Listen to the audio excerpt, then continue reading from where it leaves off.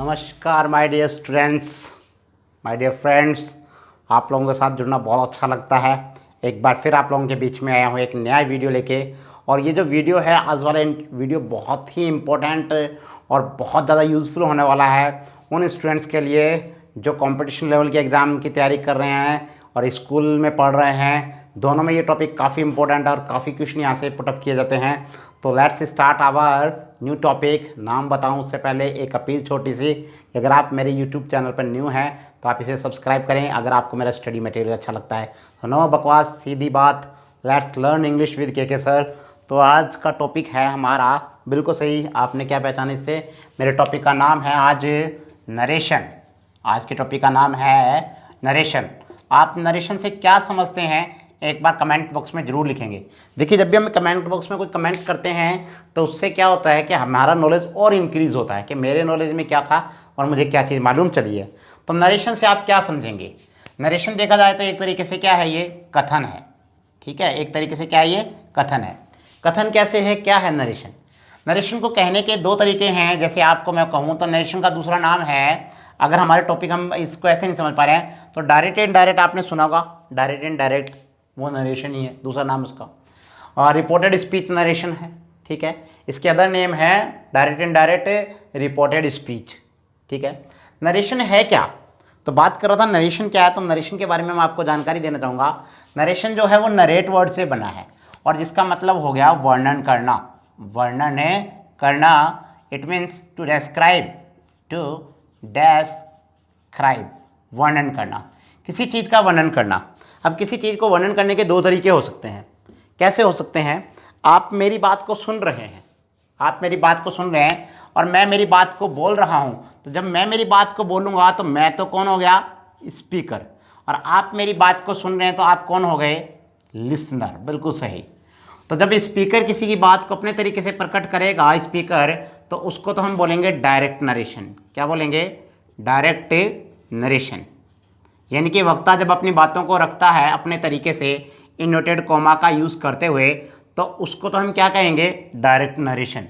और जब स्पीकर की बातों को लिसनर सुनता है और वो बाहर जाके प्रकट करता है तो उसे हम क्या कहेंगे, इनडायरेक्ट। क्या कहेंगे? इनडायरेक्ट। इसमें किसी प्रकार के कोई इनवर्टेड कॉमा का यूज़ नहीं होता है, तो इसे हम क्या कहेंगे, इन डायरेक्ट नरेशन या इनडायरेक्ट स्पीच। ठीक है, दूसरे वर्डों में इसको हम स्पीच कह सकते हैं या डायरेक्ट इनडायरेक्ट नरेशन कहते हैं। मोटे तौर पे आप ये समझें कि यहाँ पर बात को रखेगा कौन, स्पीकर। अपनी बात को इनवर्टेड कॉमा में रखेगा और यहाँ पे स्पीकर की बात को सुनकर लिसनर बाहर जाके बोलता है या कुछ बोलता है तो उसको अपने नियम के अनुसार बोलेगा, वो इनवर्टेड कॉमा का यूज़ नहीं करेगा। इन्वर्टेड कॉमा का मतलब ये, इन्वर्टेड कॉमास का मतलब ये है कि उन जो स्टेटमेंट है उनको इन्वर्टेड कॉमास में रखा जाता है, ज्यों का त्यों रखा जाता है। जैसे मैंने कोई बात बोली कि यार तुम बहुत आलसी हो, तुम पढ़ नहीं पा रहे हो, ऐसे कुछ नेगेटिव वर्ड्स बोल दिए।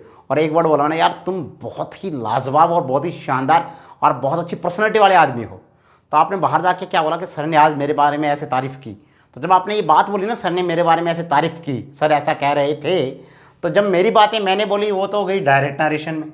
और जब आपने मेरी बातों को बाहर जाके बोला, इसको मेरी बातों को बाहर जाके शो कर रहे हो या डिस्क्राइब कर रहे हो, तो इसको हम क्या बोलेंगे, इनडायरेक्ट नरेशन कहेंगे। तो उम्मीद करता हूँ डायरेक्ट और इनडायरेक्ट आपके समझ में होगा। क्या है डायरेक्ट? एक बार फिर मैं बता दूँ कि डायरेक्ट नरेशन में क्या होता है, एक मिनट पानी पी लें थोड़ा सा।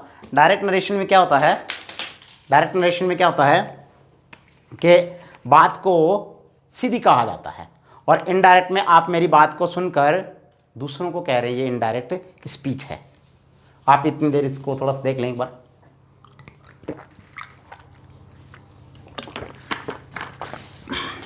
बड़ा अच्छा लगता है स्टूडेंट के साथ जुड़कर। स्टूडेंट्स मेरी ताकत है, मुझे बहुत अच्छा लगता है और मैं मेरी जो नॉलेज है वो आप लोगों के साथ बांट रहा हूँ। इसका कोई प्रकार का कोई चार्ज वर्ज नहीं है इस वीडियो का, तो आप इसे प्लीज़ सब्सक्राइब करें मेरे चैनल को, किसी पर निःशुल्क है ये, बिल्कुल सबके लिए। तो ऐसा ना समझे कोई चार्ज है। तो अब इसको हम एक स्टेटमेंट से शो करते हैं, कैसे होगा डायरेक्ट और कैसे होगा इनडायरेक्ट। हिंदी में बोलेंगे इसको प्रत्यक्ष कथन और इसको बोलेंगे अप्रत्यक्ष कथन। तो कैसे, नरेशन के दो पार्ट हो गए, एक तो डायरेक्ट और एक इनडायरेक्ट। डायरेक्ट में क्या होता है, डायरेक्ट में स्पीकर अपनी बात को रखता है, लिसनर में स्पीकर की बात को लिसनर के द्वारा प्रकट किया जाता है। तो इट मीन्स ये क्या है, एक प्रकार का स्टेटमेंट है। ठीक है, मैंने मेरी बात को कहा, मैंने अभी कहा कि आप पढ़ने में बहुत अच्छे हैं। The teacher said to me you are good at study. आप अध्ययन में अच्छे हैं। तो आपने कहा, सर ने मेरे बारे में कहा, तो आपने बाहर जाके बोला the teacher told me that I was good at study. आपने बात को, मैं स्टडी में अच्छा था, इसका मतलब बात बाहर जाते हैं तो कथन चेंज हो गया ना, पास्ट में हो गया। तो आप लोगों को इस तरीके से ध्यान में रखना है कि क्या है डायरेक्ट और क्या है इनडायरेक्ट। अब मोटे तौर पे स्टूडेंट्स के लिए सबसे ज़्यादा परेशानी क्या होती है, इनको चेंज करने में। कैसे क्या चेंज किया जाता है, तो आपको भी मैं थोड़ा सा बता देता हूँ इसके बारे में, क्या है डायरेक्ट क्या है इनडायरेक्ट। पहले हम एक स्टेटमेंट लेते हैं, उसको हम लिखते हैं, फिर उसको हम चेंज करते हैं। तो उम्मीद करता हूँ आपको मज़ा आ रहा होगा मेरे साथ जुड़ के। आता है तो प्लीज़ कमेंट बॉक्स में एक बार थम दिखा देना और स्माइल भेज देना, कुछ और अच्छा भेज देना, जिससे मुझे भी मोटिवेशन मिलेगा कि मेरे स्टूडेंट मुझे पसंद कर रहे हैं। तो देखिए क्या है, जैसे मिस्टर हाँ, राधा ने said to mister Krishna. Radha ने कृष्ण से कहा, क्या कहा, यू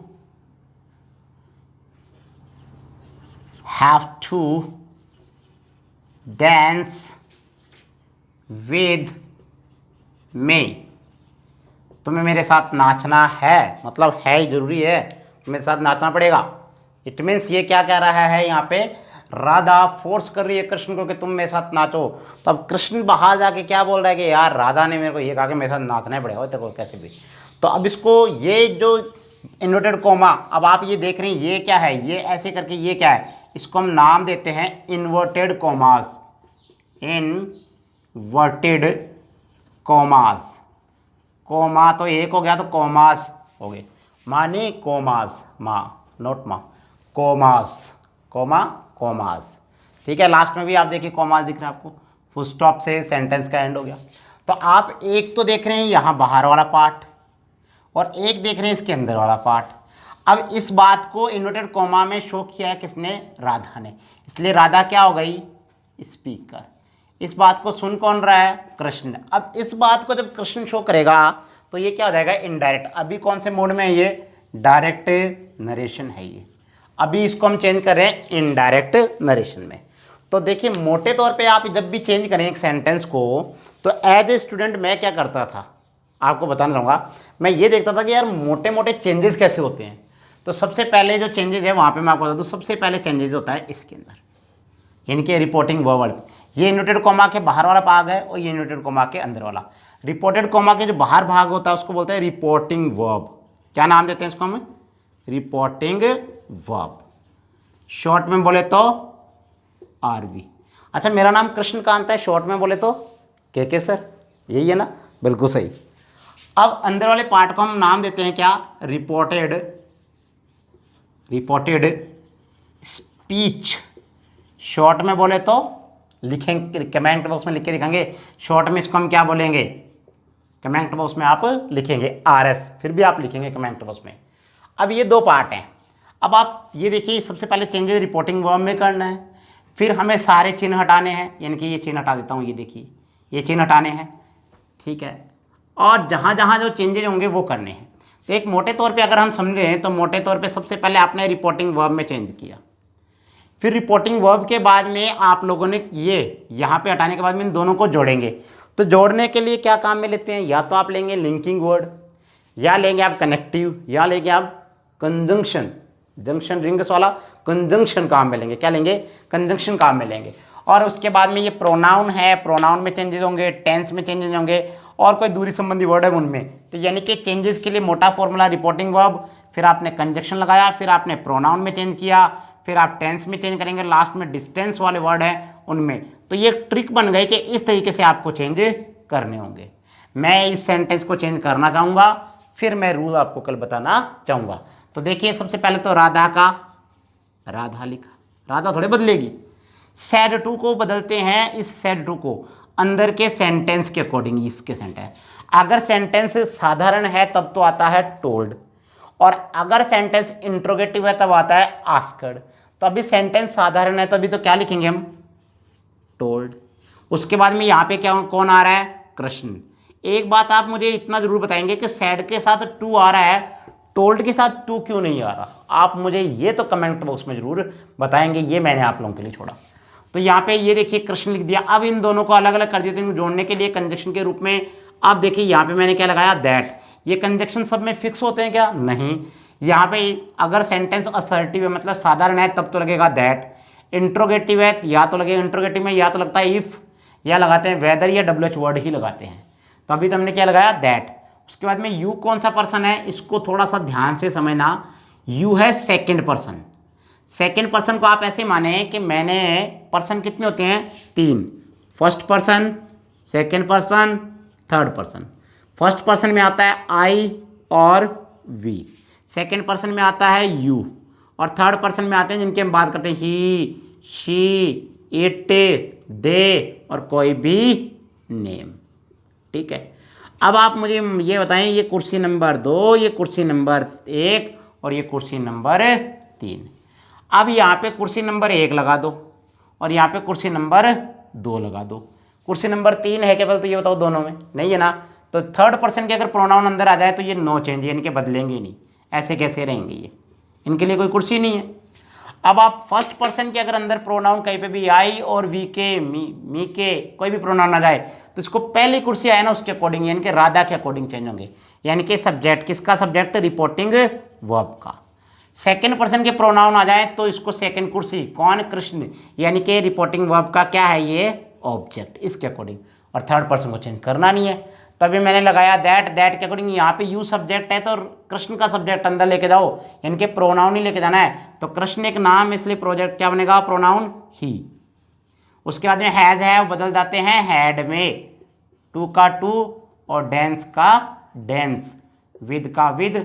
अब मी फिर प्रोनाउन आ गया तो इसको मी फर्स्ट पर्सन का ही तो है, तो पहली कुर्सी राधा। अब राधा अगर सब्जेक्ट है तो राधा सब्जेक्ट के रूप में क्या होगा, शी। अब मुझे यहाँ मिल रहा है मी ऑब्जेक्ट है तो शी का ऑब्जेक्ट क्या होगा, हर। तो यहाँ पे क्या लाना पड़ेगा, हर। इस वीडियो में इतना ही, क्योंकि ये वीडियो लंबा हो जाएगा, मुझे वीडियो अपलोड करने में काफ़ी टाइम लग जाता है, हमें थोड़ी सी काट छाँट करने में। तो फिर भी इस वीडियो को नेक्स्ट वीडियो में हम बहुत अच्छे तरीके से इनमें थोड़ा सा रूल पढ़ेंगे। आज तो थोड़ा सा बस केवल इंट्रोडक्शन था। उम्मीद करता हूँ आपको मेरा इंट्रोडक्शन अच्छा लगा होगा, और इन्हीं शब्दों के साथ मैं आप लोगों से विदाई लेना चाहूँगा। और साथ में कहना चाहूँगा कि अगर आपको मेरी मेहनत अच्छी लग रही है, मेरा काम अच्छा लग रहा है, तो प्लीज़ आप इसे आग की तरह फैला दें। Thank you so much. जय हिंद, जय भारत।